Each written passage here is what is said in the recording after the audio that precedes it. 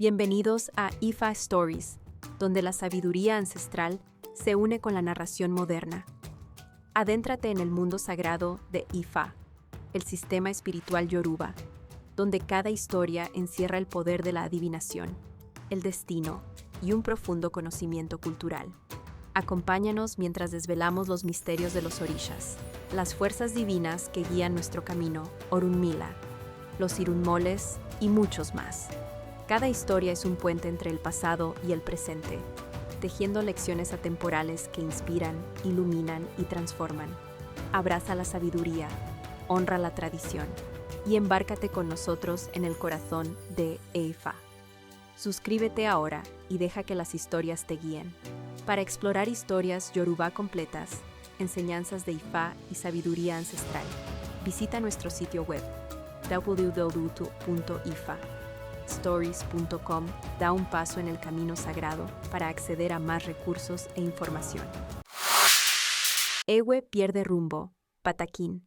Resultó que Asun le había robado a Orunmila el capele y su pony Fa, tablero de adivinación, y él necesitaba ir hasta la ciudad de Utaco, lo cual hizo. Pero al salir de esta, sus enemigos comenzaron a perseguirlo, y como él no tenía con qué consultar a Ifa, no tuvo otra alternativa que internarse corriendo en el bosque, pues sus enemigos lo seguían de cerca. En el bosque, Orunmila se encontró con una anciana que, al verlo correr, lo detuvo preguntándole qué le sucedía y quién era él. Orunmila se detuvo brevemente ante la anciana y le dijo quién era y lo que le ocurría. La anciana, de aspecto horripilante, resultó ser Aya Alaikbo, la guardiana del bosque, hermana de Zain y hechicera como él. Ella, al ver el buen porte de Orunmila, le dijo: «Hagamos un pacto. Si tú me satisfaces mis deseos de mujer, yo te protegeré y tus enemigos nunca darán contigo». Orunmila volvió a mirar el aspecto de la anciana, pero sobreponiéndose, convivió con ella. Cuando terminaron, se oían las voces de sus enemigos que se acercaban, pero al pasar junto a ellos, no lo reconocieron. Entonces Aya Alaikbo le dijo: «Ya he cumplido mi parte, y ahora tengo que irme, pero te dejaré un regalo de mi presencia». Y al terminar de decir esta frase, desapareció como por arte de magia.